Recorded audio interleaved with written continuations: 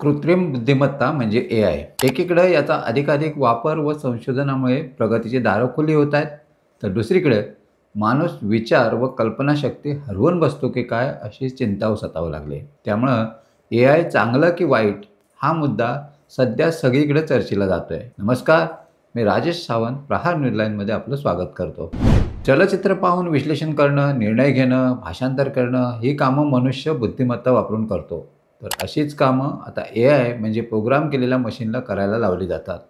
म्हणजेच मानवी बुद्धिमत्तेचं चक्क अनुकरण करायला लावायचं. तर या एआयचे फायदे काय आहेत ते आता पाहूया. तंत्रज्ञान म्हणून एआय अर्थातच गुंतागुंतीचं आहे, परंतु एआयच्या क्षमता आणि फायदे पुष्कळ आहेत. वैद्यकीय क्षेत्रात वैद्यकीय उपचार व रोगनिदान म्हणजेच वैद्यकीय फोटोंचे विश्लेषण करून एआय आधारित निदान प्रणाली डॉक्टरांना कर्करोगासारख्या आजारांचे तात्काळ निदान करण्यास मदत करते. शैक्षणिक डेटाचे विश्लेषण करून शिक्षण पद्धतीत सुधारणा होऊ शकते. आपत्ती व्यवस्थापनात मदत होऊ शकते. संभाव्य धोके, शोध व मदत कार्यात मदत घेता येईल. स्वयंचलित ड्रायव्हिंग कार मानवी चुका टाळून अपघात रोखता येतील.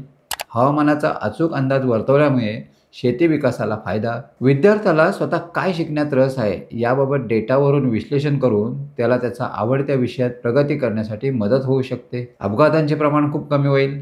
तंत्रज्ञानावर आधारित नोकऱ्यांचे प्रमाण वाढेल. आता एआयचे दुष्परिणाम काय होऊ शकतात ते पाहूया. सायबर हल्ले करणे, परवानगीशिवाय एखाद्यावर पाळत ठेवणे, शस्त्र तयार करण्यासाठी याचा वापर होऊ शकतो. हे धोकादायक आहे.